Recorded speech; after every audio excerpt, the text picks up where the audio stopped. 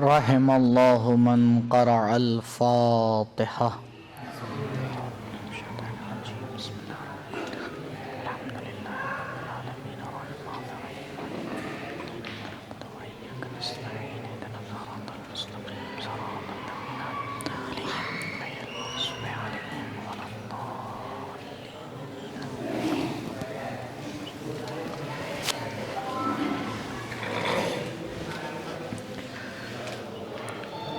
اعوذ باللہ من الشیطان الرجیم. بسم اللہ الرحمن الرحیم.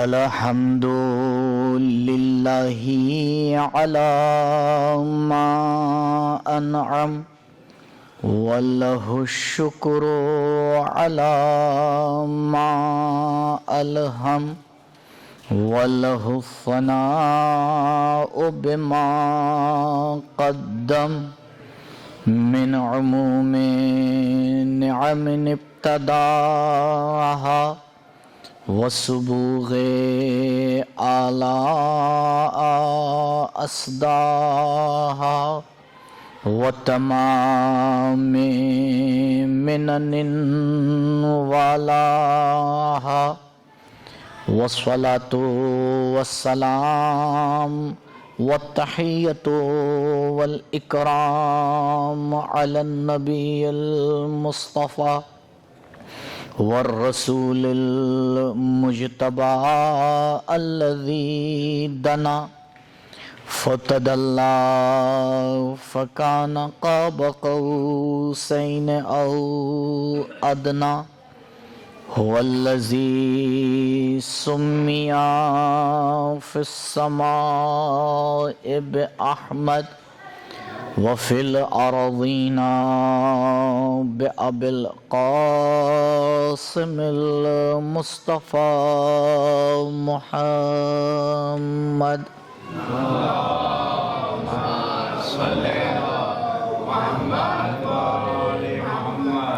وعلى أهل بيته الأطيبين الأطهرين المعصومين المظلومين الذين أذهب الله عنهم الرجس وطهرهم تطهيرا.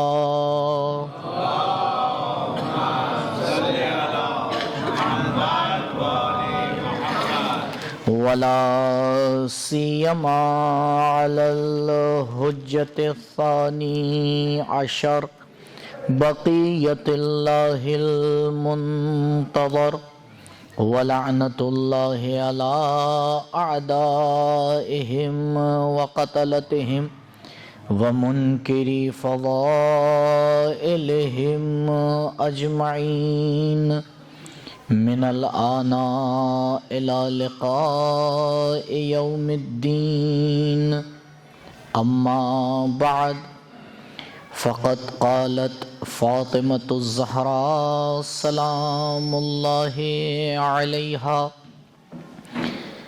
اشہد ان لا الہ الا اللہ وحدہ لا شریک لہ کلمۃ جعلہا موصولہ. درود پڑھیں پر محمد وعلیہ.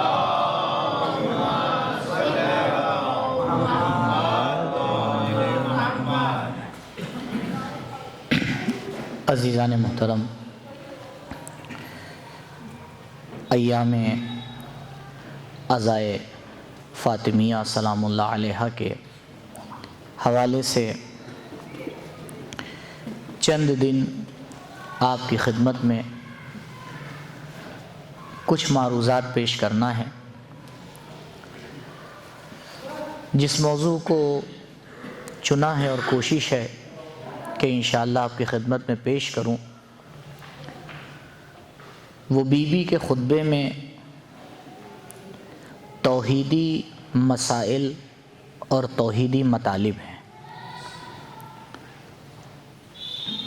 کیونکہ جو بی بی کا خطبہ ہے جسے ہم اور آپ خطبہ فدکیہ کے نام سے جانتے ہیں، گرچہ اس کا نام خطبہ فدکیہ پڑ گیا ہے، لیکن وہ خطبہ اسلام ہے۔ بی بی نے امت مسلمہ اور اسلام کی حیاتی ضرورتوں کو اس میں آ کر پیش کیا ہے، اور انشاءاللہ فرصت ہوئی تو ایک فہرست آپ کے سامنے پیش کروں گا، لیکن ابتدا میں جہاں سے اپنی بات کو میں شروع کرنا چاہ رہا ہوں، متکلم کا کلام اور بولنے والے کی گفتگو اس وقت اثر انداز ہوتی ہے جب انسان بولنے والے کے مقام سے واقف ہو۔ اگر آپ گفتگو کرنے والے کو نہیں پہچانتے ہیں تو عین ممکن ہے کہ آپ اس کی بات کو اس طرح سے نہ سنیں جس طرح سننے کا حق ہے۔ اس لیے ہمیشہ کوشش ہوتی ہے کہ متکلم کو پہچانوایا جائے۔ صلوات پڑھیں بر محمد علیہ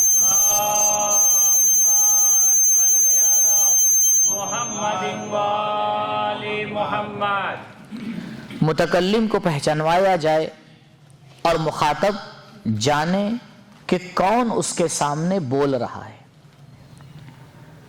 تو گرچہ بی بی کی شخصیت بہت ہی کم ہمارے اور آپ کے لیے روشن ہے، لیکن صرف ایک گوشے کی طرف اشارہ کر کے آگے بڑھوں گا، اور وہ گوشہ یہ ہے کہ بی بی کا نام فاطمہ کیوں پڑا؟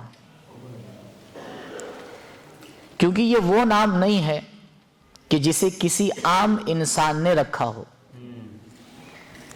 یہ وہ نام بھی نہیں ہے کہ جسے کسی خاص انسان نے رکھا ہو، کیونکہ یہ نام وہ ہے جسے مخلوق نے نہیں رکھا ہے بلکہ خالق نے اپنی مخلوقہ کے لیے چنا ہے۔ اور ہم اور آپ بہترین طریقے سے یہ جانتے ہیں کہ حکیم کا کام بغیر حکمت کے نہیں ہوتا۔ تو اب اس نے اس خاتون کے لیے اس نام کو چنا تو اس کی وجہ کیا ہے؟ 3 روایتیں ہیں اس کے ذیل میں، اور کوشش کروں گا کہ تینوں کا آپ کی خدمت میں عرض کروں۔ لفظ فاطمہ کہ جس کا روٹ ورڈ ہے فاطمہ، فے توئے اور میم، عربی میں اس کا معنی ہوتا ہے جدا کرنا، الگ کرنا۔ اگر کسی شے کو کسی شے سے الگ کر دیا جائے تو عرب اسے کہتا ہے فاطمہ، یعنی اسے اس سے کیا کر دیا گیا؟ الگ کر دیا گیا۔ یہ روایت جو آپ کے سامنے پیش کرنے جا رہا ہوں، یہ امام محمد باقر علیہ السلام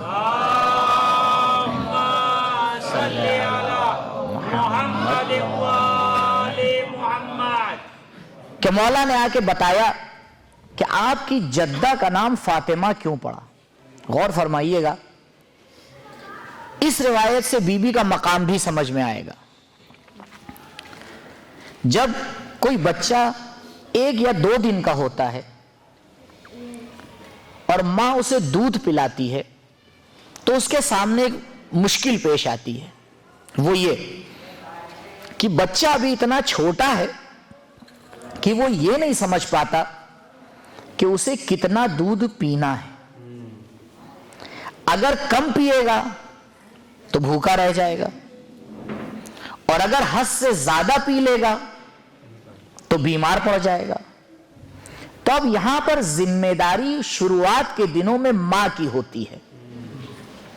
ماں جو پروردگار نے اس کی فطرت میں آ کے رکھا ہے، اس سے آ کے سمجھ جاتی ہے کہ اس بچے کا پیٹ بھرا یا نہیں بھرا، اور جیسے ہی وہ آ کے یہ سمجھ لیتی ہے، وہ بچے کو اپنے سینے سے الگ کر دیتی ہے۔ عربی میں اس بچے کو اپنے سینے سے الگ کرنے کو کہا جاتا ہے فطم۔ ابھی میں نے آپ کے سامنے عرض کیا کہ فاطمہ کا روٹ ورڈ ہے فتم، فتم یعنی جدا کرنا، لیکن اس میں ایک نکتہ ہے کہ وہ ماں جب اس بچے کو اپنے سینے سے جدا کرتی ہے تو بچہ نہ بھوکا ہوتا ہے نہ حد سے زیادہ اس کا پیٹ بھرا ہوتا ہے، یعنی ماں یہ سمجھ لیتی ہے کہ اس کی ضرورت پوری ہو گئی۔ جب اس کی ضرورت پوری ہوتی ہے تب ماں اس بچے کو اپنے آپ سے الگ کر دیتی ہے۔ اب دیکھیں معصوم کیا فرما رہے ہیں۔ معصوم فرماتے ہیں کہ پروردگار نے میری جدہ کا نام فاطمہ اس لیے رکھا لِأَنَّ اللَّهَ فَطَمَهَا بِالْعِلْمِ، کیونکہ پروردگار نے جب بی بی کو اپنے علم سے نوازنا شروع کیا تو پروردگار نے جب یہ دیکھا کہ ممکنات کا علم اس بی بی کو عطا کر دیا، جتنا ممکن تھا کہ ایک ممکن کو علم عطا کر دیا جائے، جب پروردگار نے پوری طرح سے اسے علم عطا کر دیا تو لباس وجود پہنا کر بی بی کو اس کائنات میں بھیجا، یعنی بی بی کو اپنے آپ سے اس وقت جدا کیا جب بی بی کو اپنے علم سے سیراب کر دیا، بالکل اسی ماں کی طرح جو دودھ پلا کر اپنے بچے کو سیراب کر دیتی ہے۔ مولا فرما رہے ہیں میری جدہ کا نام فاطمہ اس لیے پڑا ہے کیونکہ پروردگار نے انہیں اپنے علم سے آ کے سیراب کر دیا، پروردگار نے اپنے علم سے آ کے سیراب کر دیا۔ تب آپ غور کریں کہ وہ خاتون جس کو پروردگار نے اپنے علم سے سیراب کیا ہوگا اس کا مقام کتنا عظیم ہوگا۔ جب وہ گفتگو کرے گی تو پھر گفتگو عام گفتگو نہیں ہوگی بلکہ اس کا کلام کلام الہی ہوگا، اس کی گفتگو الہی گفتگو ہوگی، اس کے کلمات الہی کلمات ہوں گے۔ پھر وہ حاضر کو دیکھ کے نہیں بولے گی بلکہ قیامت کو دیکھ کر گفتگو کرے گی۔ خطبہ فدکیہ صرف حاضرین کے لیے نہیں تھا بلکہ بی بی نے جو باتیں اس میں بیان کی وہ تا قیامت تک کے لیے ہمارے اور آپ کے لیے مشعل راہ ہے۔ انسان جب اسے اٹھا کے دیکھتا ہے اس میں اسے نئے مطالب ملتے ہیں۔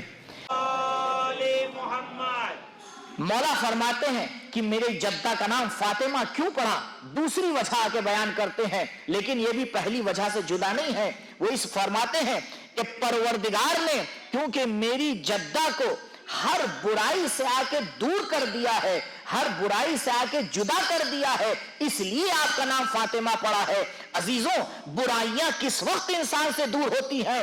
جب وہ برائی کا علم رکھتا ہے، اس کو علم ہوتا ہے کہ کون سی چیز صحیح ہے کون سی چیز غلط ہے۔ اسی لیے جب جناب یوسف کو برائی کی طرف بلایا گیا تو یوسف نے آ کے کہا کہ نہیں، میں اپنے پروردگار کا علم رکھتا ہوں، جو اپنے پروردگار کو حاضر اور ناظر سمجھتا ہے، نہ کبھی غلطی کرتا ہے نہ کبھی گناہ کرتا ہے، اور اس کے لیے ضروری ہے کہ اس کے پاس وہ علم ہونا چاہیے کہ جو اس کی طہارت کے اوپر گواہی دے، جو اس کی پاکیزگی کے اوپر گواہی دے۔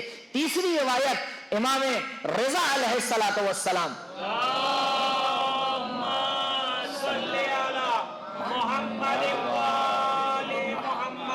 تو پہلی روایت میں آپ نے غور کیا کہ بی بی کا نام فاطمہ اس لیے پڑا کیونکہ پروردگار نے اپنے علم سے آپ کو سیراب کیا۔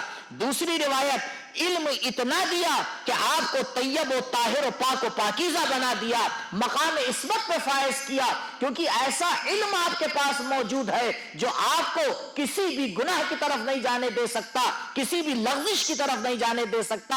جب انسان اس مقام کے اوپر پہنچ جاتا ہے تو اسے مقام شفاعت ملتا ہے۔ مولا فرماتے ہیں میری جدہ کا نام فاطمہ اس لیے پڑا ہے کیونکہ وہ اپنے چاہنے والوں کو آتش جہنم سے جدا کر دیں گی، وہ اپنے چاہنے والوں کو آتش جہنم سے جدا کر دیں گی۔ تو فاطمہ کا نام ہے جدا کرنا، اس لیے بی بی کا نام فاطمہ پڑا۔ تو آپ نے غور فرمایا یہ وہ ہستی ہے کہ جو اپنی زندگی میں اس طرح سے پہلی مرتبہ مدینے والوں کے سامنے خطاب کر رہی ہے، اور خطاب آپ ایک تمہید بیان کرتی ہیں جو میں نے خطبے کے شروع میں آپ کے سامنے عرض کی، الحمدللہ علی ما انعم، اور اس تمہید کے بعد آپ توحید کی گفتگو شروع کرتی ہیں۔ میرا سوال ہے کہ بی بی کے سامنے جو لوگ موجود تھے وہ موحد تھے یا نہیں تھے؟ وہ مسلمان تھے یا نہیں تھے؟ اگر بی بی صرف اور صرف فدق کے حوالے سے گفتگو کرنے گئی تھی تو آپ بتائیے عقل کا تقاضا کیا ہے؟ اگر انسان کسی خاص موضوع کو آ کے اپنی بات کرنا چاہتا ہے اور اپنا دعویٰ پیش کرنا چاہتا ہے تو آتا ہے ڈائریکٹ اپنے مسئلے کو آ کے پیش کر دیتا ہے. لیکن خطبہ فدقیہ میں کم سے کم 12 موضوع موجود ہیں جس میں آخری موضوع تقریباً فدق کا مسئلہ ہے. تو بی بی جس مسئلے کو سب سے پہلے بیان کرنا چاہیے اسے سب سے آخر میں کیوں بیان کر رہی ہیں؟ کیونکہ بی بی یہ بتانا چاہ رہی ہیں کہ دیکھو ہم اہل بیت اپنے مقصد سے کبھی نہیں ہٹتے ہیں. ہمارا مقصد ہے تمہاری ہدایت کرنا. فدق تو ہمارے لیے ایک بہانہ ہے، فدق تو ہمارے لیے ایک پلیٹ فارم بنا ہے کہ جس کے ذریعے میں مدینے والوں کو بتاؤں کہ کیا غلطی کر رہے ہو، کس طرح سے صراط مستقیم سے ہٹے جا رہے ہو.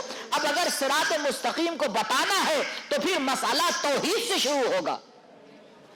اگر اس مسئلے کو بیوی کو آپ کو سمجھانا ہے تو مسئلہ توحید سے شروع ہوگا. کیوں توحید سے شروع ہوگا؟ یہ پچھلی دفعہ بھی جب میں آپ کی خدمت میں آیا تھا تو میں نے ایک اشارہ کیا تھا، دوبارہ اشارہ کر رہا ہوں تاکہ میری بات ایک مقام کے اوپر آ جائے. کیوں بی بی نے آگے مسئلے کو توحید سے شروع کیا؟ کیونکہ اسلام کا ہر مسئلہ ڈائریکٹ یا انڈائریکٹ وہ جا کے ملتا ہے توحید سے. آپ دیکھیں اگر کسی کو نشانہ لگانا ہے، اس کے سامنے ایک مقصد ہے جہاں اسے اپنے تیر کو پہنچانا ہے، تو وہ تیر کو چلانے کے بعد نشانے کو دیکھتا ہے یا تیر کو چلانے سے پہلے نشانے کو دیکھتا ہے؟ بھائی پہلے ہی تو دیکھے گا.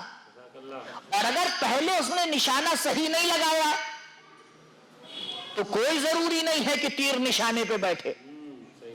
تو عزیزوں، جو سینٹر ہے اسلام کا، جسے دیکھ کے اسلام کا ہر مسئلہ طے ہوتا ہے، وہ مسئلہ توحید ہے. اگر انسان نے مسئلہ توحید کو سنوار لیا تو پھر نبوت بھی سنور جاتی ہے، امامت بھی سنور جاتی ہے.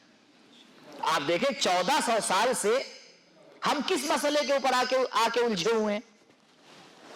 امامت کا ہی تو مسئلہ ہے. بار بار یہ بحث چھڑتی ہے کہ بھائی نبی کے بعد خلیفہ کس کو ہونا چاہیے، کیا ہونا چاہیے. ہم اپنے دلائل پیش کرتے رہتے ہیں، وہ اپنے دلائل پیش کرتے رہتے ہیں. گفتگو 1400 سال ہو گئے، ابھی تک مسئلہ حل ہوا؟ کیوں حل نہیں ہوا بھائی؟ مسئلہ اس لیے نہیں حل ہوا کیونکہ جس چیز کو ٹارگٹ کرنا تھا اسے ٹارگٹ نہیں کیا.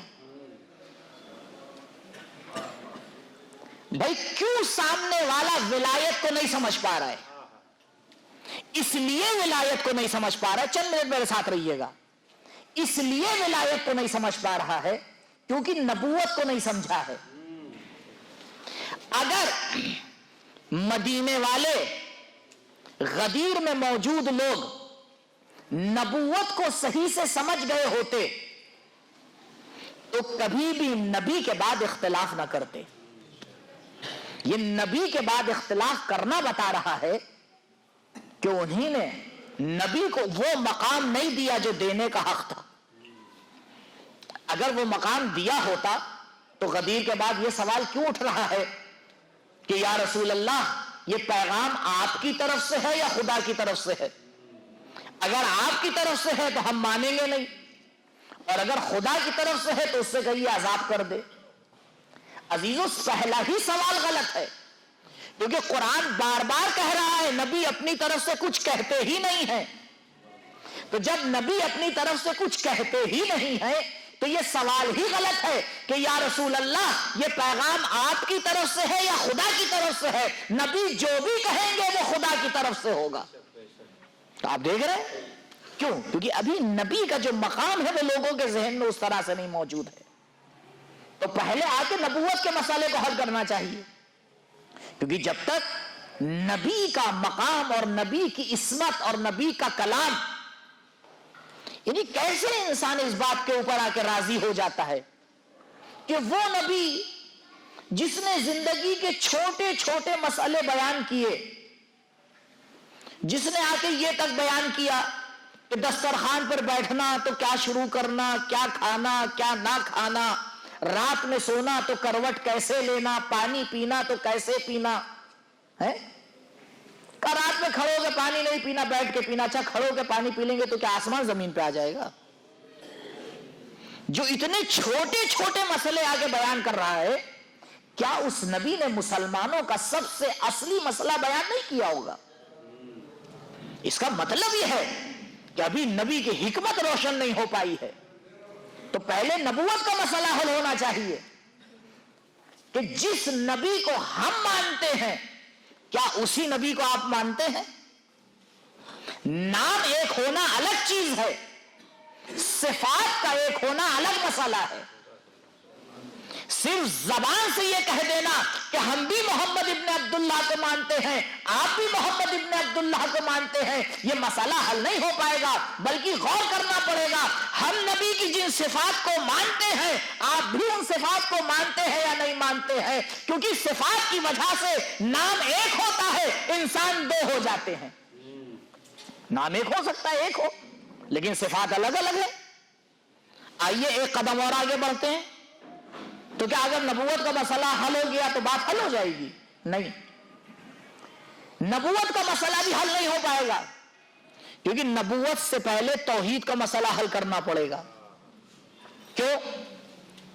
کیونکہ رسول جب تک اس کے بعد اللہ نہ لگے اس کی کوئی اہمیت نہیں ہوتی.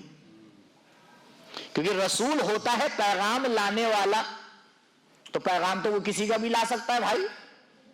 یہ ضروری تھوڑی ہے کہ وہ اللہ ہی کا پیغام لے کے آئے.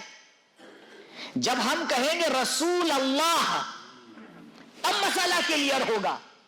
اسی لیے ہم جب گواہی دیتے ہیں تو کہتے ہیں ولی اللہ رسول اللہ، تاکہ لوگ جان لیں کہ ہمارا ہر مسئلہ توحید کی طرف پلٹتا ہے.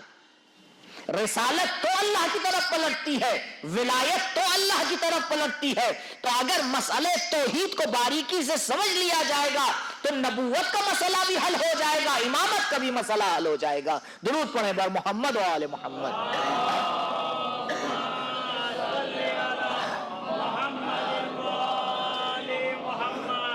تو توحید عالم اسلام کا سب سے بنیادی مسئلہ. ولو بی بی کے سامنے مسلمان تھے، لیکن بی بی جانتی تھی کہ ابھی ان مسائل کی باریکی کو یہ نہیں سمجھ پائے ہیں. کیونکہ اس وقت جو مسلمان تھے وہ کئی طریقے کے تھے. کبھی ہمارے اور آپ کے ذہن میں سوال ضرور آیا ہوگا کہ یہ ہوا کیا ایک دم سے مدینے میں ہے؟ جو لوگ آ کے غدیر میں بیعت کر رہے ہیں، ایک دم سے کیا ہوا؟ سب پلٹ گئے ہیں. یہی تو سوال، اس کا جواب نہیں مل پاتا نا تو سامنے والا قبول نہیں کر پاتا کہ کیسے ہو سکتا ہے ایک دم سے اتنا بڑا مدینہ سب آگے پلٹ جائیں، کوئی نہ مانے. اس کے پیچھے تین راز ہیں. یہ بات اس لیے کلیئر کرنا ضروری ہے تاکہ بات صحیح اپنے مقام پہ پہنچے. تین مسئلے ہیں، بہت تیزی سے بس بیان کروں گا آپ کے سامنے. دیکھیے، پہلا مسئلہ یہ ہے کہ ہمیں غور کرنا پڑے گا کہ مدینے میں جو مسلمان تھے ان کا اسلام کس طریقے کا تھا. کیونکہ اسلام بھی کئی طریقے کا ہے. کچھ لوگ ایسے ہیں جن کا اسلام تحقیقی ہے. کیا مطلب؟ یعنی وہ اسلام سمجھ کے لے کے آئے ہیں، جیسے گزر جنہوں نے پوری باریکیوں کے ساتھ اسلام کو سمجھا ہے. وہ اس لیے مسلمان نہیں ہوئے ہیں کیونکہ وہ مسلمان گھر میں پیدا ہو گئے، نہیں، بلکہ انہی نے پوری باریکی کے ساتھ اسلام کو سمجھا ہے، تحقیق کے ساتھ اسلام کو سمجھا ہے۔ کچھ لوگ ایسے ہیں کہ کیونکہ قبیلے کا سردار اسلام لے آیا تو پورا قبیلہ بھی اسلام لے آیا۔ اب انہیں اس بات سے بہت زیادہ سروکار نہیں ہوتا تھا کہ اسلام کی حقیقت کیا ہے، ٹھیک ہے مسلمان ہو گیا تو ہو گئے۔ ایک گروہ وہ تھا جو ڈر کے اسلام لایا، جسے اپنی جان کا خطرہ تھا۔ جب مکہ فتح ہوا، فتح مکہ ہوئی، تو فتح مکہ میں بہت سے لوگ کس لیے اسلام لے آئے؟ کیونکہ انہیں لگا اگر اسلام نہیں لائیں گے تو جان کے اوپر بن جائے گی۔ چوتھا فرقہ بھی موجود تھا کہ جو اس لیے مسلمان ہوا تھا تاکہ اسے مال غنیمت مل جائے۔ اب آپ بتائیں، جب اس طرح کے الگ الگ طریقے کے مسلمان موجود ہوں تو اس میں حقیقی مسلمان کتنے ہوں گے؟ اب جو بات کہنے جا رہا ہوں معذرت کے ساتھ شاید آپ کو بری لگ جائے، لیکن عین واقعیت ہے۔ ہمیشہ دین کے ساتھ برتاؤ ایسا ہی ہوتا ہے۔ یہ مسئلہ مدینے کے مسلمانوں سے مخصوص نہیں ہے، دنیا میں جہاں بھی دیندار ہے ایسے ہی ہوتے ہیں۔ کچھ دیندار ہوتے ہیں جو دین کو سمجھ کے دین کے پابند ہوتے ہیں، کچھ دیندار ہوتے ہیں کیونکہ دیندار گھرانے میں پیدا ہو گئے اس لیے دیندار ہو جاتے ہیں، کچھ دیندار اس لیے ہوتے ہیں کہ انہیں اپنی جان کا، اپنے شرف کی حفاظت کرنا ہوتی ہے، بھائی اگر دیندار نہیں بنیں گے تو لوگ مجھے کیا کہیں گے۔ اور کچھ لوگ اس لیے دیندار ہوتے ہیں کیونکہ دین کے ذریعے انہیں پیسہ مل رہا ہوتا ہے۔ یہ ہر جگہ کا مسئلہ ہے، لہذا ہمیں اور آپ کو سمجھنا چاہیے کہ ہمارا رابطہ کیسے دیندار سے ہو۔ ہر دیندار سے رابطہ بنانے سے انسان کا دین محفوظ نہیں رہتا ہے، بلکہ ایسے لوگوں سے رابطہ بنانا چاہیے جنہوں نے سمجھ کے دین کو حاصل کیا ہو، نہ انہیں کوئی لالچ ہو نہ انہیں کوئی خوف ہو، نہ کسی لالچ میں وہ دیندار ہو نہ کسی خوف میں وہ دیندار ہو۔ اگر ایسے لوگوں کا آپ کو پہچاننا ہے تو دیکھ لیجئے گا کہ وہ جب فقیر ہوتے ہیں تب بھی دیندار ہوتے ہیں، اگر امیر ہو جاتے ہیں تب بھی دیندار رہتے ہیں، اگر جان پہ بن جاتی ہے تب بھی دیندار رہتے ہیں، اگر آزاد زندگی کرتے ہیں تب بھی دیندار رہتے ہیں۔ دنیا بدلتی رہتی ہے، دیندار نہیں بدلا کرتا ہے۔ درود پڑھیں بر محمد و آل محمد۔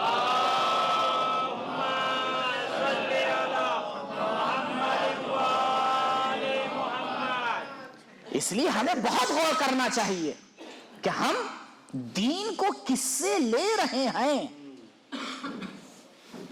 آج زمانہ جذبات کا ہو گیا ہے۔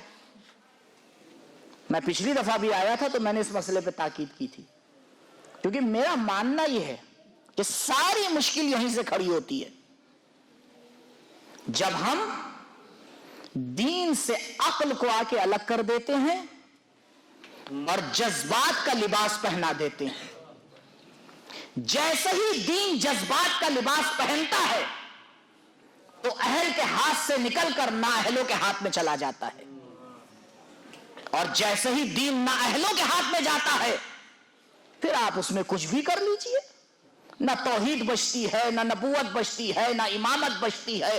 جس کو چاہتے ہیں بہا دیتے ہیں، جس کو چاہتے ہیں گرا دیتے ہیں، اور پھر یہ سارا کھیل دین ہی کے نام پر ہوتا ہے۔ یہ بڑا عجیب مسئلہ ہے۔ یعنی یہ ساری قسمیں جو بیان کی میں نے آپ کے سامنے، سب کے اوپر ٹیگ لگتا ہے تو دین کا لگتا ہے۔ کیوں؟ اور کوئی مخالفت بھی نہیں کر پاتا۔ دوسری وجہ تو ایک وجہ کیا ہوئی؟ سوال ذہن میں رکھیے گا کیا تھا میرا سوال؟ یہ تھا کہ ہوا کیا مدینے میں ایک دم سے کہ جو لوگ دین سے اتنا ہٹ گئے، لوگوں نے ولایت کو قبول نہیں کیا۔ ایک وجہ کیا ہوئی کہ لوگوں کا ایمان، اسلام الگ الگ طرح کا تھا۔ تو بھائی جب چار گروہ بن رہے ہیں تو جو حقیقی دیندار ہیں وہ کتنے ہوں گے؟ بھائی آپ چار پہ بھی تقسیم کر دیں گے تو 25% تو ہوں گے، اگر ہوئے تو آپ کو توقع بھی زیادہ نہیں رکھنا چاہیے۔ دوسرا مسئلہ جس کی وجہ سے یہ مدینے کا ماحول بگڑا، جب हक और बातिल का टकराव होता है तो अकली एतबार से 3 ऑप्शन बनते हैं, लेकिन होते 2 ही हैं।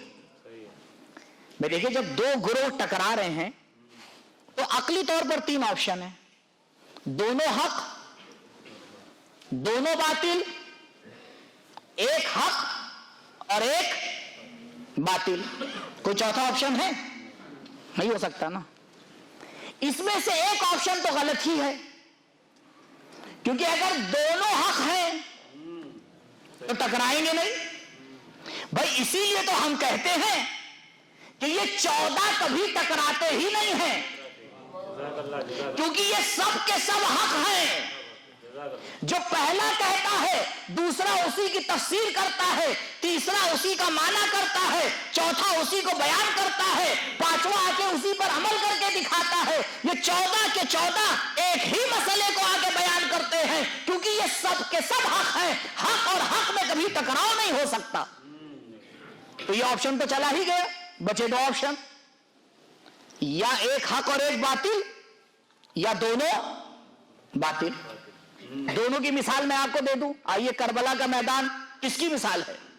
करबला का मैदान मिसाल है, हक एक तरफ मुजस्सम हो रहा है, बातिल दूसरी तरफ मुजस्सम हो रहा है, और हक बातिल के ऊपर कामयाब हो रहा है। क्योंकि सर कटा देना हार नहीं होती है, सर झुका देना हार होती है। तो सर कट गया तो मसला नहीं है, लेकिन इस्लाम को बचा लिया, यह असल मसला है। दूसरी तारीख की मिसाल, जहां दोनों बातिल, बनी उमैया बनी अब्बास, दोनों बातिल।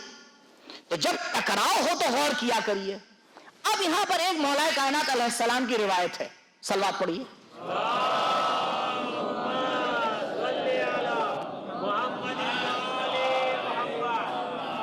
परेशान ना होइएगा, मैं अपने मौजू पे आऊंगा।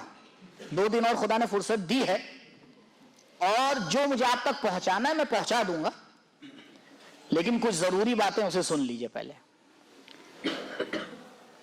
नहजुल बलागा में कलमात क़िसार में जब आप उठाएंगे तो कलमात क़िसार इस रिवायत से आके शुरू होते हैं। पहला कलमा, कुन फिल फितनते कब्निल लबून ला वहरा फयुरकब।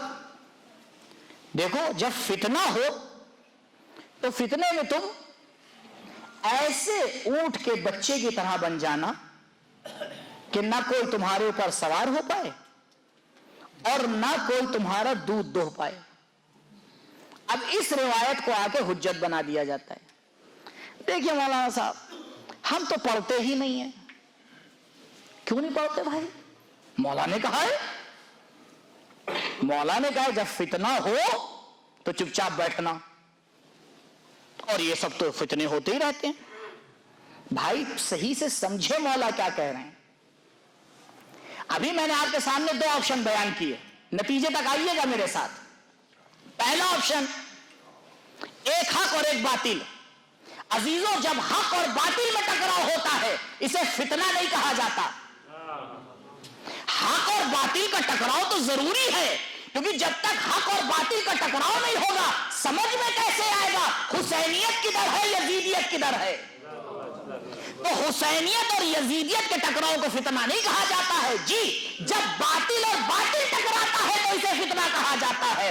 मौला ने इस हालत में कहा है कि देखो, जब बनी उमैया और बनी अब्बास आपस में टकराए तो ये फितना है। तुम समझ लेना मेरी औलाद क्या करेगी, ये लड़ते रहेंगे, वो यूनिवर्सिटी बना के चली जाएगी। दुरूद पढ़े बर मोहम्मद व आले मोहम्मद।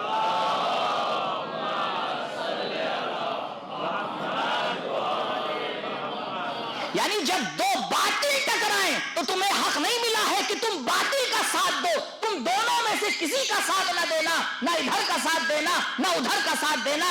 लेकिन अगर एक हक है और एक बातिल है तो तुम्हें इजाजत नहीं है कि तुम दोनों को छोड़ दो। मदीने में दूसरी मुश्किल यह थी कि मदीने वाले यही नहीं समझ पा रहे थे कि टकराव हक और बातिल का है। हक के परस्तार कितने थे? मौला के घर पर कितने लोग मौजूद थे? 6 या 7. اور ادھر سقیفہ میں کتنے لوگ موجود تھے؟ 6 یا 7، اس سے زیادہ تھوڑی تھے. تو مجھے یہ بتائیے وہ گروہ کیوں کامیاب ہو گیا ظاہری طور پر؟ سوال ہے یا نہیں؟ جبکہ ادھر کون موجود؟ صاحب ذوالفقار موجود. ادھر کون موجود؟ طلحہ و زبیر جیسی شخصیت موجود. ادھر کون موجود؟ سلمان و ابو ذر موجود. یہاں ایسی شخصیتیں موجود اور ادھر کچھ لوگ موجود، لیکن ظاہری طور پر وہ جیت گئے. کیوں؟ کیونکہ مسئلہ یہ ہوا، مدینے والے یہ نہیں سمجھ پائے کہ یہاں پہ ساتھ کس کا لینا ہے. چپ رہ کر وہ اپنی ذمہ داری کو سمجھنے میں غلطی کر بیٹھے، کیونکہ حق اور باطل کے درمیان کوئی فاصلہ نہیں ہوتا ہے. اگر حق اور باطل کے ٹکراؤ میں کوئی چپ رہتا ہے تو پروردگار اسے باطل کی فہرست میں لکھتا ہے، حق کی فہرست میں نہیں لکھتا ہے. اسی لیے باطل کامیاب ہو جاتا ہے. کیوں باطل کامیاب ہو جاتا ہے؟ اس وجہ سے نہیں کہ باطل کی تعداد زیادہ ہوتی ہے، اس لیے کیونکہ کچھ لوگ چپ رہ کے باطل کا ساتھ دے دیتے ہیں. یہ ہمیشہ معاشرے کے اندر مشکل رہتی ہے. مدینے میں دوسری مشکل یہ تھی. تیسری مشکل مدینے میں کیا تھی؟ تیسری مشکل یہ تھی کہ اس وقت مدینے میں بہت سے لوگ موجود ہی نہیں تھے. کہاں تھے؟ یہ مدینے کے باہر تھے، کیونکہ نبی نے اس دنیا سے رخصت ہونے سے پہلے آ کر سب کو حکم دیا کہ مدینے سے باہر جاؤ اور چھاؤنی میں جا کے انتظار کرو. اور اس کے لشکر کے سپہ سالار کو بنایا اسامہ کو، اسامہ ابن زید، اور یہ کہا لعن اللہ من تخلف من جیش الاسامہ، خدا لعنت کرے اس شخص کے اوپر کہ جو اسامہ کے لشکر سے الگ ہٹے. نبی نے سب کو بھیجا. کیوں؟ کیونکہ جانتے تھے کیا ہونے والا ہے. یہ ساری چیزیں ایک دوسرے کے ساتھ سبب بنی کہ یہ واقعہ پیش آئے. اتنی آسانی سے کوئی واقعہ پیش نہیں آتا. بی بی نے آ کے پورے واقعے کو غور سے پڑھا، اور پڑھنے کے بعد جیسے ہی آپ کو خبر ملی، خطبے کی شروعات یہاں سے، بی بی کو خبر ملی کہ جو آپ کے کارندے تھے فدق میں انہیں باہر کر دیا گیا ہے اور لوگوں نے اپنے مزدوروں کو لے جا کے فدق میں بیٹھا دیا ہے. جیسے ہی بی بی کو یہ پتا چلا، بی بی نے چادر اڑی اور بنی ہاشم کی خواتین کے ساتھ گھر سے باہر نکلی. روایت کہتی ہے تخرم مشیتها کمشیت رسول اللہ، بی بی کے قدم اس طرح سے اٹھ رہے تھے جیسے رسول چل رہے ہوں. اللہ اکبر. یعنی بی بی نے رسول کو اپنے چلنے سے یاد دلا دیا. اور اس کے بعد بی بی مسجد میں پہنچی. جیسے مسجد میں پہنچی ایک پردہ لگایا گیا، اور بی بی نے سب سے پہلا کام جو کیا، وہاں پہنچ کر بی بی روئی. آپ نے بلند آواز میں گریہ کیا. جیسے ہی آپ روئی، جتنے لوگ مسجد میں موجود تھے سب رونے لگے. آپ چپ ہوئیں. تھوڑی دیر میں سب چپ ہوئے. پھر بی بی نے اپنا کلام شروع کیا. الحمد للہ علی ما انعم ولہ الشکر علی ما الہم ولہ الثناء بما قدم. جیسے ہی بی بی نے گفتگو شروع کی، دوبارہ جو لوگ مسجد میں موجود تھے وہ رونے لگے، کیونکہ اب دھیرے دھیرے حقائق ان کی سمجھ میں آ رہے تھے. اب بی بی نے ایک تمہید شروع کی، تمہید باندھی. اس کے بعد توحید کا مسئلہ چھیڑا، اس کے بعد نبوت کا مسئلہ چھیڑا، اس کے بعد مسلمانوں کی حقیقت کے اوپر روشنی ڈالی، اس کے بعد قرآن کے بارے میں آ کے بیان کیا، پھر فلسفہ احکام کو آ کے بیان کیا، پھر آخر میں بی بی نے آ کے فدق کا مسئلہ چھیڑا. اتنی دیر میں بی بی نے جتنے اصلی مسائل تھے اسلام کے سب بیان کر دیے. جتنے اصلی مسائل تھے سب بیان کر دیے. لہذا میں بارہا اس بات کی گزارش کرتا ہوں عزیزوں، اگر ہم اپنا ایک طریقہ کار بنا لیں کہ جب بھی کسی معصوم کی ولادت یا شہادت آئے اس دن سال میں کم سے کم 2 دن تو ملیں گے، اس دن کچھ وقت نکالیں کہ اس معصوم کی زندگی کا مطالعہ کریں۔ اگر 40 سال ہم نے یہ کام کر لیا تو آپ بتائیں ایک معصوم کے بارے میں ہمیں کتنی باتیں پتہ چل جائیں گی ہیں؟ اور پھر تو ہمارے کیا ماشاءاللہ کسی فرقے میں کوئی تاریخ معتبر ہے تو کسی میں کوئی تاریخ معتبر ہے، تو ایسے ہی ملٹیپلائی ہو جاتا ہے۔ پھر محرم میں تو اچھی خاصی فرصت ہوتی ہے، لیکن یہ کام ہمیں اور آپ کو کرنا پڑے گا، کیونکہ جب تک اہل بیت کی سیرت ہمارے سامنے نہیں ہوگی ہم ہر آواز کے اوپر گر جائیں گے۔ کسی کی بھی آواز اچھی لگے گی ہم اس کے پیچھے چل دیں گے، لیکن اگر انسان اہل بیت کی آواز کو اپنے کانوں میں بیٹھا لیتا ہے تو پھر ہر ایک کے پیچھے نہیں جاتا، پھر اسی آواز کے پیچھے جاتا ہے جس میں اہل بیت کا آہنگ ہو، جس میں اہل بیت کا رنگ ہو، جس میں اہل بیت کی طرف جھکاؤ ہو، جس میں اہل بیت کی بتائی ہوئی باتوں کی معرفت ہو، پھر نہیں جاتا ہے وہ۔ اس لیے بہت غور کرنے کی ضرورت ہے کہ ہم دین کو کہاں سے لے رہے ہیں۔ میری تمہید کی آخری بات، اور پھر آتا ہوں موضوع کی طرف، اور یہ بات آپ لوگ کے لیے ریپیٹ ہوگی کیونکہ میں پہلے یہاں پہنچ چکا ہوں۔ عزیزوں غور فرمائیے،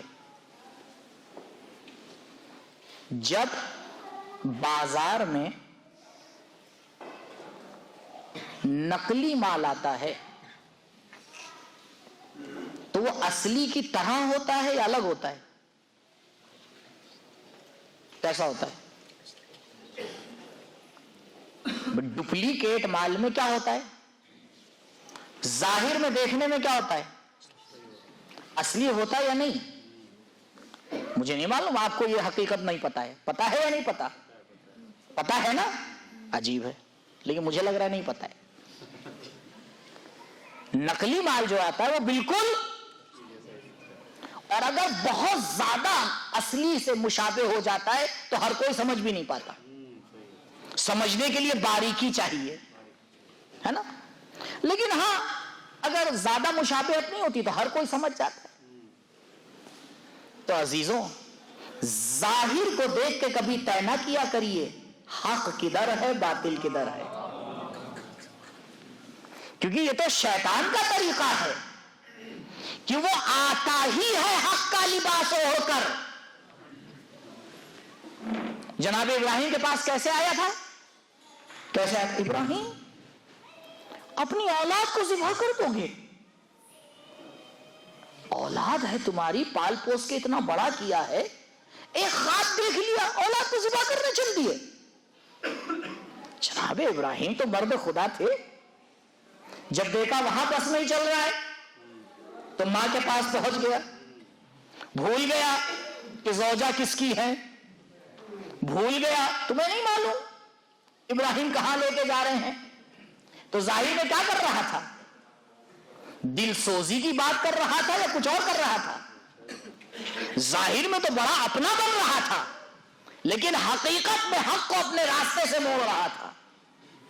تو ذرا صبر کیا کیجئے، ہر آواز پہ فوراً لبیک نہیں کہا جاتا، پہلے اسے جانچا جاتا ہے، پہلے اسے پرکھا جاتا ہے۔ اسی لیے میں نے آپ کے سامنے عرض کیا، اگر دین جذبات کے حوالے ہو جاتا ہے تو دین برباد ہو جاتا ہے، لیکن اگر دین عقل اور برہان کے حوالے ہو جاتا ہے تو دین بھی باقی رہتا ہے، دیندار بھی باقی رہتا ہے، دین بھی باقی رہتا ہے۔ باریکی سے ایک بار مطالعہ کریں خطبے کا اور اس کے تمام مسائل کے اوپر غور کریں۔ میں ایک بار فہرست آپ کے سامنے بیان کر رہا ہوں بی بی کے خطبے کی، کہ بی بی نے خطبے میں جن مسائل کو بیان کیا اور پھر آتے ہیں اس کے اوپر۔ بی بی نے، میں نے آپ کی خدمت میں عرض کیا، 12 مسئلے چھیڑے، یہ خود ایک گفتگو ہے، یعنی 3-4 دن تو شاید فرصت نہ ملے خطیب کو کہ وہ خطبے کو بیان کرے، کیونکہ پہلے ضروری ہوتا ہے کہ آپ خطبے کے ماحول کو سمجھیں۔ خطبے کا ماحول اثر انداز ہوتا ہے، کس ماحول میں بی بی نے خطبہ دیا ہے۔ آپ سوچیں کیا ماحول ہے اس وقت، مدینے والے بول نہیں رہے ہیں، حق اپنی جگہ سے ہٹ رہا ہے. بی بی مظلومہ ظلم و ستم کے بعد مسجد میں آئی ہیں. ایک خاتون، عرب میں سابقہ نہیں تھا کہ خاتون اس طرح سے گفتگو کرے، اور سابقہ تو یہ بھی نہیں تھا کہ بی بی اس طرح سے گفتگو کرے. عجیب چیز تھی. لیکن بی بی نے آ کے جب بیان کیا تب حقائق کو ایک دوسرے سے جدا کیا. توحید اور رسالت کے توحید پہ انشاءاللہ گفتگو ہوگی. اس کے بعد تیسرا مسئلہ جو بی بی نے بیان کیا، پہلے توحید، اس کے بعد رسالت، تیسرا مسئلہ جس کے اوپر ہاتھ رکھا، اور جو میں کوشش کر رہا ہوں کہ جس کی طرف آپ کو لے کے آؤں، لوگوں کو ان کی ذمہ داری سمجھائی. کیونکہ جب تک ہم اور آپ اپنی ذمہ داری کو نہ سمجھیں، سب کچھ کہنا بیکار ہے. جب تک انسان اپنی ذمہ داری کو نہ سمجھے کہ اس کی ذمہ داری کیا ہے، کیا کرنا ہے اسے، اگر وہ یہ بات نہ سمجھ پائے تو آپ کچھ بھی کہتے رہیے. وہ کیا کرے گا؟ وہ اپنے اعتبار سے کام کرے گا. لیکن جس دن انسان اپنی ذمہ داری کو سمجھ جاتا ہے، پھر اس دن حق کو تلاش کرتا ہے. تو بی بی نے تیسرا مسئلہ جو چھیڑا وہ یہ تھا کہ مدینے والوں کو ان کی ذمہ داری کو سمجھایا کہ دیکھو تمہاری ذمہ داری کیا ہے. پھر چوتھا مسئلہ قرآن کے حوالے سے آ کے گفتگو کی کہ قرآن کیا ہے. تقریباً ایک پیراگراف بی بی نے 7-8 لائنیں قرآن کے حوالے سے گفتگو کی ہے. اس کے بعد فلسفہ احکام کو بیان کیا. جب یہاں تک بی بی بیان کر چکی، اس کے بعد اپنی عصمت کو آ کے بیان کیا کہ تم لوگ یہ سمجھ رہے ہو کہ جو تمہارے سامنے خاتون بول رہی ہے ایسا ہی بول رہی ہے؟ نہیں، وہ معصومہ ہے، اس کا کلام خدا کا کلام ہے. اپنی شخصیت کو آ کے بیان کیا. اور اس کے بعد جب اپنی شخصیت کو بیان کر چکی تو پھر مخاطبین کی حالت اسلام سے پہلے، کہ تم اسلام سے پہلے کیا تھے، اسے بیان کیا. اور اس کے بعد نبی کی وفات کے بعد کیا ہوا اس کو بیان کیا. پھر بی بی آئی صدق کے آ کے بیان کیا. یعنی بی بی یہ کہنا چاہ رہی ہیں کہ تمہیں معلوم ہے میرا صدق کیوں چھینا گیا؟ اس لیے چھینا گیا کہ اس سے پہلے جتنے مسئلے ہیں یہ کلیئر ہی نہیں تھے. اگر ان لوگوں کو توحید پتا ہوتی، اگر ان لوگوں کو نبوت پتا ہوتی، اگر یہ لوگ قرآن جانتے، اگر یہ لوگ میرا مقام جانتے، اگر یہ لوگ اپنی حالت اسلام سے پہلے جانتے، اگر یہ جانتے کہ میرے بابا نے میرے بارے میں کیا وصیت کی ہے، تو کبھی میرے بارے میں یہ ظلم نہ کرتے. بی بی نے ساری تمہیدات بڑی باریکی سے آ کے بیان کی. اور اس کے بعد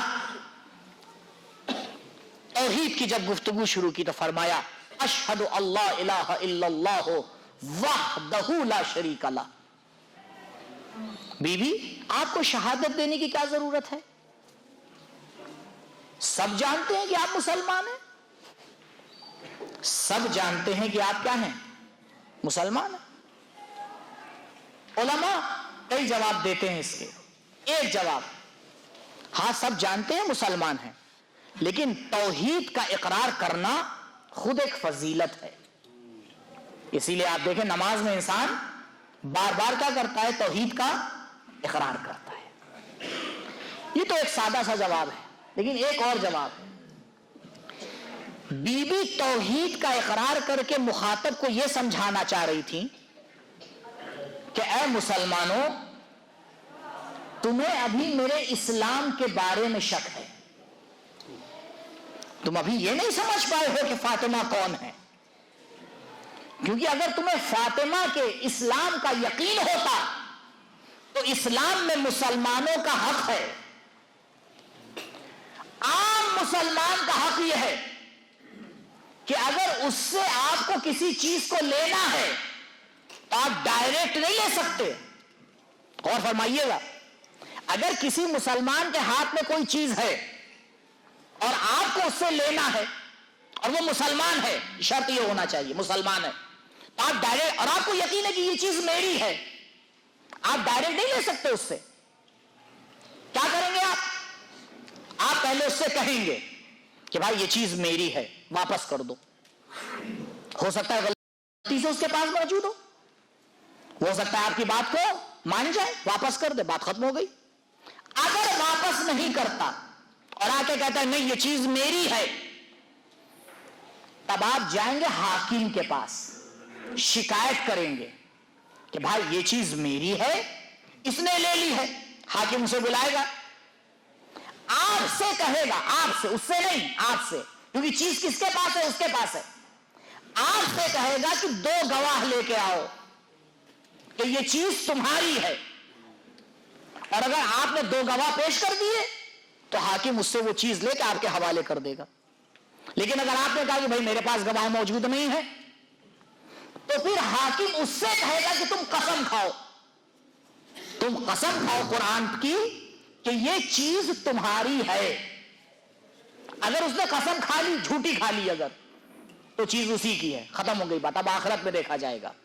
لیکن اگر اس نے قسم کھانے سے انکار کیا تو حاکم سمجھ جاتا ہے کہ ہاں غلطی پر ہے یہ، تو چیز کو لے کے دے دیتا ہے۔ کہاں پر اسلام میں لکھا ہے کہ وہ باغ فدق جہاں بی بی کے نوکر کام کر رہے تھے، آپ ان تمام مرحلوں کو چھوڑ کر ڈائریکٹ جائیں، وہاں سے انہیں باہر نکالیں اور اس پہ قبضہ کر لیں؟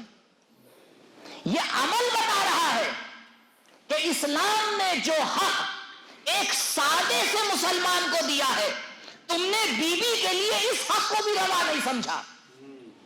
کیا تم بی بی کو ایک مسلمان نہیں مانتے تھے؟ اگر تم بی بی کو صرف مسلمان بھی مانتے ہوتے تو تمہیں یہ کرنے کا حق نہیں تھا۔ بی بی توحید کی گواہی دے کے بتانا چاہ رہی ہے کہ میں کم سے کم مسلمان تو ہوں، اگر تم مجھے مسلمان بھی مانتے ہو تو جو تم نے کام کیا ہے وہ غلط ہے۔ بی بی نے اسلام کی توحید کی گواہی دے کر سب سے پہلے اپنے مسئلے کو کلیئر کر دیا کہ یہ تو عام مسلمان کے ساتھ ایسا نہیں ہونا چاہیے۔ اور پھر جو گواہی دی، اشہد اللہ الہ الا اللہ، میں گواہی دیتی ہوں کہ خدا کے علاوہ کوئی اللہ نہیں ہے۔ آپ دیکھیں توحید میں کیا ہوتا ہے، 2 جملوں سے توحید کا جملہ مل کے بنا ہے۔ پہلا جملہ ان لا الہ، کوئی معبود نہیں ہے۔ پہلا کہ کیا کیا جاتا ہے؟ انکار کیا جاتا ہے۔ عزیزوں یہ انکار بہت ضروری ہے، کیونکہ انسان جب تک غیر کا انکار نہ کرے، اگر آپ کو کہیں سجاوٹ کرنا ہے تو پہلا کام آپ کیا کرتے ہیں؟ ڈائریکٹ سجاوٹ کرتے ہیں یا پہلے صفائی کرتے ہیں؟ کیا طریقہ کار؟ صفائی کرتے ہیں نا۔ صفائی یعنی انکار۔ پہلے خانے دل کی صفائی ہونا چاہیے۔ پہلے انسان کو اپنے دل سے، اپنی عقل سے غیر خدا کو باہر نکالنا چاہیے۔ جب غیر خدا باہر نکل جاتا ہے اور خانے دل پاک و پاکیزہ ہو جاتا ہے، تب وہ آ کے کہتا ہے اللہ الہ الا اللہ، اب میں اس خانے دل میں خدا کے علاوہ کسی اور کو جگہ نہیں دے سکتا۔ کیونکہ جب تک کہ انسان کے دل میں غیر خدا باقی رہتا ہے، خدا کے آنے کی جگہ ہی نہیں بن پاتی ہے۔ تو پہلا عمل یہ ہے کہ انسان آئے، اپنے دل سے غیر خدا کا انکار کرے۔ امیر کائنات علی ابن ابی طالب علیہ السلام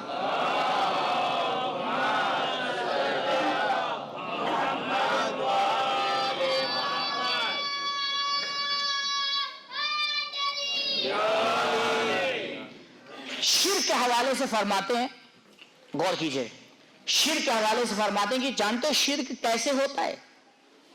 فرماتے ہیں شرک ایسے ہوتا ہے، اندھیری رات ہو، اندھیری رات، اور ایک کالا پتھر ہو، اور اس کالے پتھر پر ایک چیونٹا کالے رنگ کا چل رہا ہو، اور تم دیکھ کے بتا دو،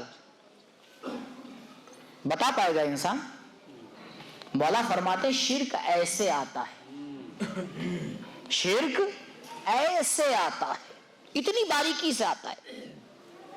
اگر انسان خیال نہ کرے تو بڑی آسانی سے اس کی توحید زد میں آ جاتی ہے. ایک آیت کا ایڈریس دوں گا انشاءاللہ, کل دیکھ کے آئیے گا.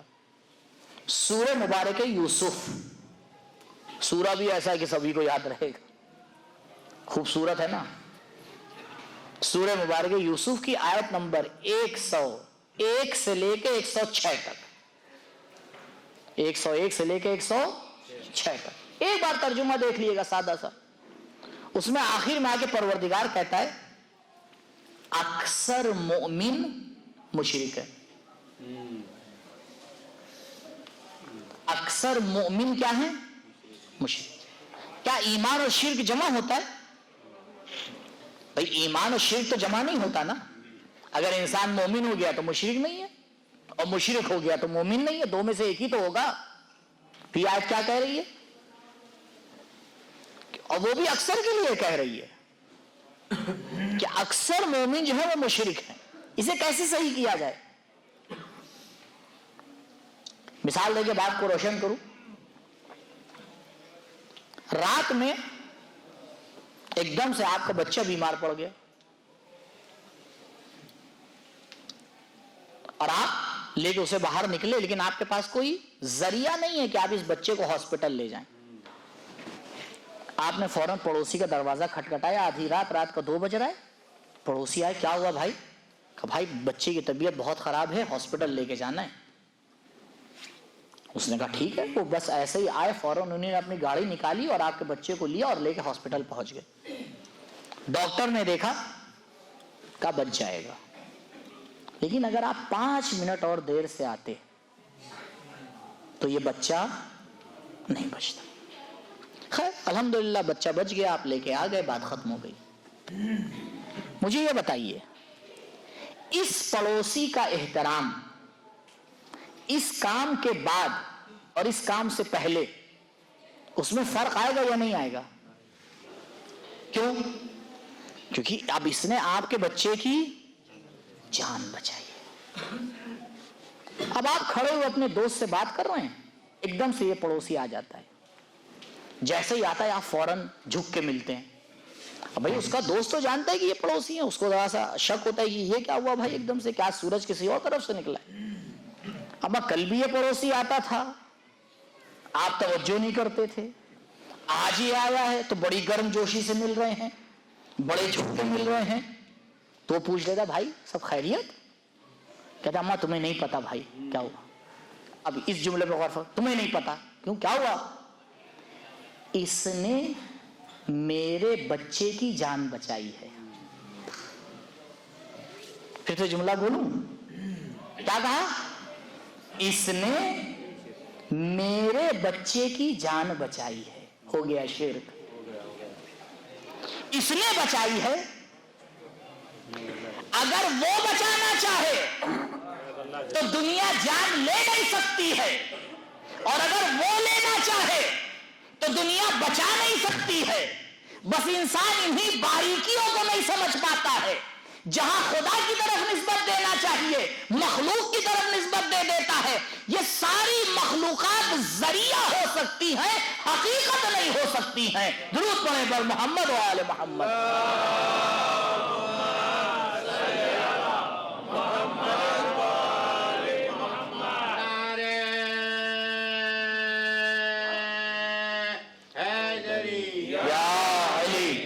آپ نے غور فرمایا, اسے کہتے ہیں شرک خفی.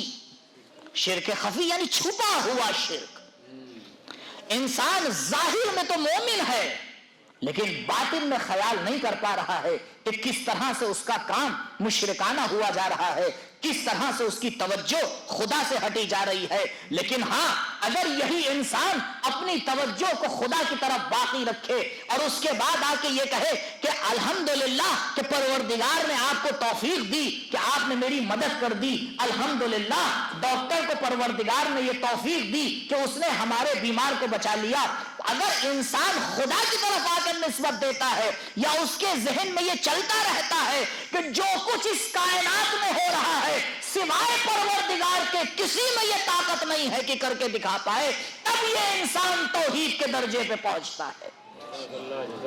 تبھی انسان توحید کے درجے کے اوپر پہنچتا ہے. لا حول ولا قوت الا باللہ. اس کائنات میں جو بھی طاقت ہے، جو بھی حول ہے، جو بھی اثر ہے، جو بھی فعل ہے، جو کچھ کائنات میں رونما ہو رہا ہے، اگر ارادہ الہی اس سے متصل نہ ہو وہ ہو نہیں سکتا. اگر پروردگار روک دے تو کوئی کر نہیں سکتا. انسان اپنی توحید کو پہلے آ کے سمجھے. اگر انسان توحید کو سمجھ لے تو کبھی سینہ چوڑا کر کے چلے گا میں نے یوں کر دیا، تم نے یوں کر دیا. اگر یہ جملہ بولتے وقت خدا سانس کو روک لے تو کیا ہوگا؟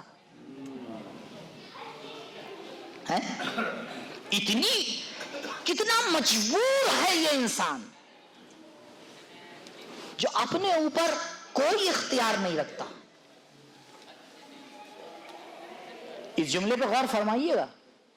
پہلے بھی جملہ آپ کے سامنے عرض کر چکا ہوں.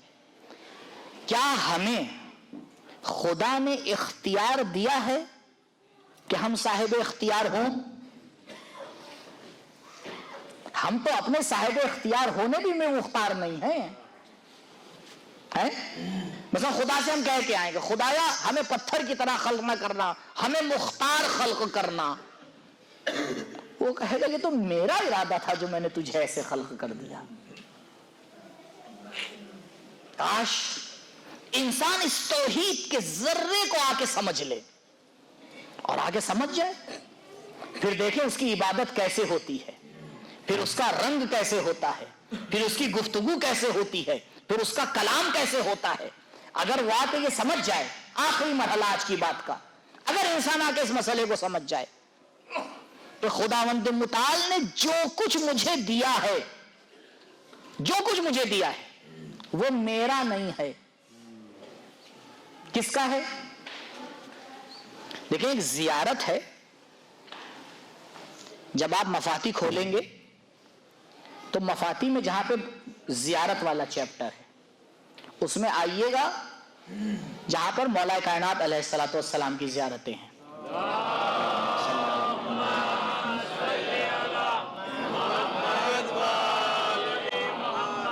اس میں چھٹی زیارت، زیارت مطلقہ، چھٹی زیارت زیارت مطلقہ میں سے زیارت امین اللہ.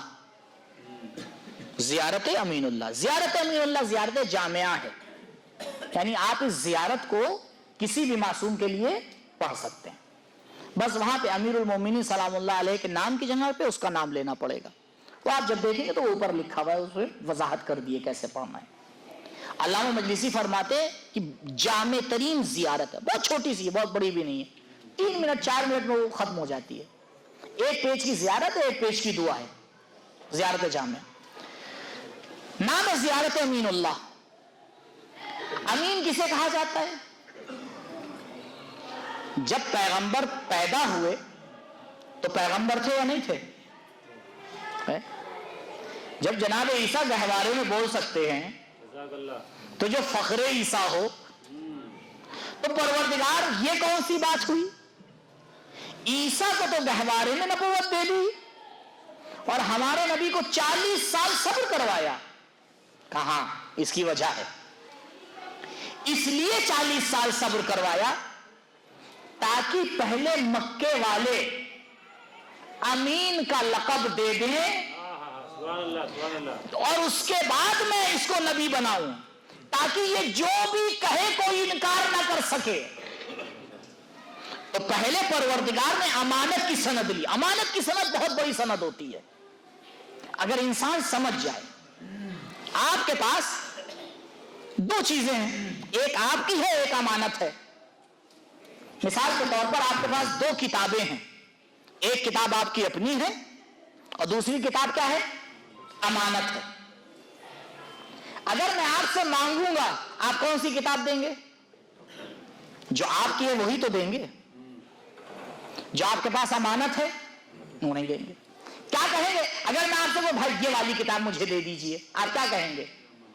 آپ کہیں گے بھائی جس نے رکھوائی ہے پہلے میں اس سے اجازت لے لوں.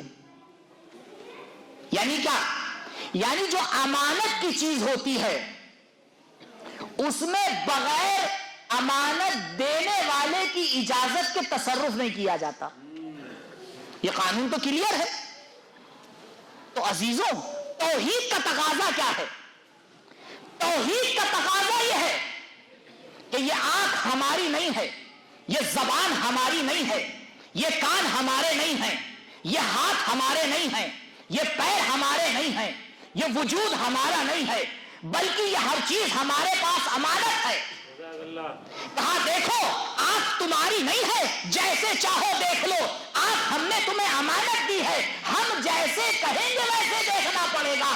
کان تمہارا نہیں ہے، کان تمہارے پاس امانت ہے، جس کی ہم اجازت دیں گے سننا پڑے گا. زبان تمہاری نہیں ہے، زبان امانت ہے، جہاں ہم اجازت دیں گے بولنا پڑے گا. آپ دیکھیں کتنا زندگی میں فرق آ جائے گا. انسان اگر بغیر توحید کے جیتا ہے، جو چاہتا ہے بول دیتا ہے، جو چاہتا ہے دیکھ لیتا ہے، جو چاہتا ہے سن لیتا ہے. لیکن جس دن یہ سمجھ جاتا ہے کہ توحید حاکم ہے، ہم امانت دار ہیں، یہ چیزیں ہمارے پاس امانت ہیں، تو دیکھتا ہے تو پہلے یہ دیکھتا ہے خدا کیا اجازت دے رہا ہے، بولتا ہے تو پہلے یہ دیکھتا ہے خدا کیا اجازت دے رہا ہے، سنتا ہے تو پہلے یہ دیکھتا ہے کہ خدا کیا اجازت دے رہا ہے. پوری زندگی توحید بن جاتی ہے.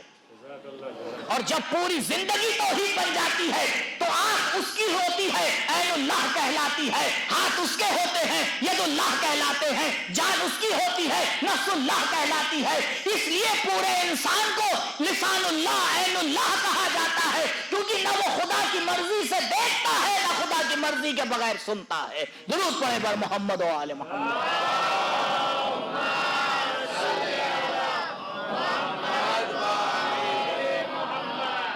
نعرہ ہے تیری یا علی یا علی یا علی مدد. کتنا فرق آ جاتا ہے انسان کی زندگی میں اگر انسان اس ایک بات کی طرف توجہ کر لے. توحید حاکم ہے زندگی کے اوپر. انسان پہلے سوچتا ہے، سمجھتا ہے، اور اس ضرورت کو سمجھ لیتا ہے کہ آئے سیکھے خدایا کن چیزوں کو دیکھا جا سکتا ہے، خدایا کیا بولا جا سکتا ہے، خدایا کیا سنا جا سکتا ہے، خدایا یہ ہاتھ کس پر اٹھایا جا سکتا ہے، خدایا یہ دل کسے دیا جا سکتا ہے. اگر موحد ہوگا تو غیر خدا کے حوالے نہیں کرے گا، اور اگر موحد نہیں ہوگا تو ہر ایرے غیرے پہ آ جائے گا. آج کل تو بڑا ٹرینڈ چل گیا ہے نا، لوگ اسے بڑا ایک امتیاز سمجھتے ہیں. جی امتیاز یہ ہے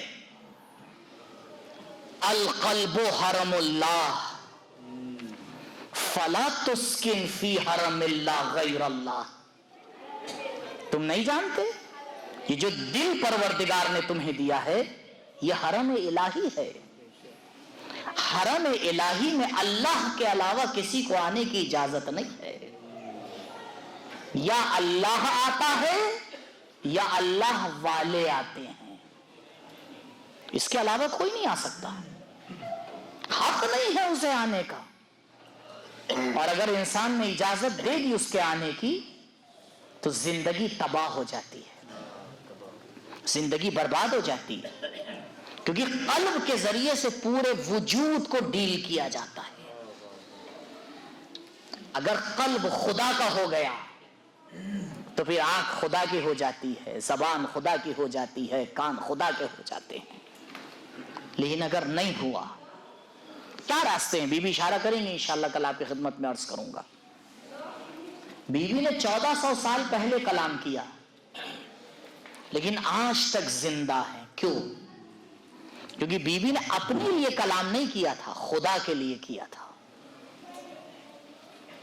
ان اللہ یرضی لرضا فاطمہ ویغضب لغضبها. یہ بی بی وہ ہیں کہ جس کی مرضی پہ خدا راضی اور جس کے غضب پہ پروردگار غضبناک ہوتا ہے. بیوی کی زندگی کا ایک ایک مرحلہ مرضی پروردگار میں بسر ہو رہا ہے. نہیں تو آسان نہیں تھا کہ جس کا نبی جیسا باپ اس دنیا سے چلا جائے اور وہ چند دن بھی زندہ رہے. نبی کا آخری وقت ہے، مولائے کائنات ہے، رسول کا سر ہے، دامن علی ہے. رسول غشی کی حالت میں ہے، آنکھیں بند کیے ہوئے ہیں. ایک مرتبہ دروازے پہ دق الباب ہوتا ہے، بیوی آگے بڑھتی ہیں، اے آنے والے چلا جا. میرے بابا کو جیسے ہی پتا چلا کہ بابا سے ملاقات کریں گی، آپ نے مسکرا کر جواب دیا، لیکن یہ بتائیے کیا آپ کو معلوم تھا کہ کن غموں کے بعد بابا سے ملاقات کرنا پڑے گی؟ صبت علیہ مصائب اللہ، کس طرح سے آپ کو بیان کرنا پڑے گا. ہاں بی بی، ارے آپ تو نبی کے بعد چند دن زندہ رہی، اس دنیا سے چلی گئی، لیکن ذرا کربلا میں آئیے، آپ کی بیٹی ہے، حسین سامنے ہے، زینب آواز دے رہی ہے، یبنا عمر سعد اتنظر ویقتل ابو عبداللہ، تو دیکھ رہا ہے اور میرا ماں جایا قتل ہو رہا ہے. الا لعنت اللہ علی القوم الظالمین سیعلم الذین ظلموا ای منقلب ینقلبون. انا للہ و انا الیہ راجعون. رضا بقضائہ و تسلیما لامرہ، لا معبود سواک یا غیاث المستغیثین. بار الہ امام کے ظہور میں تعجیل فرما، ہمارا نام ان کے اعوان و انصار میں شمار فرما. پروردگار پرچم اسلام کو سر بلند فرما، پرچم کفر و نفاق کو سرنگوں فرما. میرے معبود تیری توحید کو ماننے والے اس دنیا میں جہاں جہاں بھی ہیں، ان کی جان، مال، عزت و آبرو کی محافظت فرما. بار الہ یہ بیماری جو اس دنیا میں پھیلی ہوئی ہے، جلد از جلد اسے ریشہ کن فرما.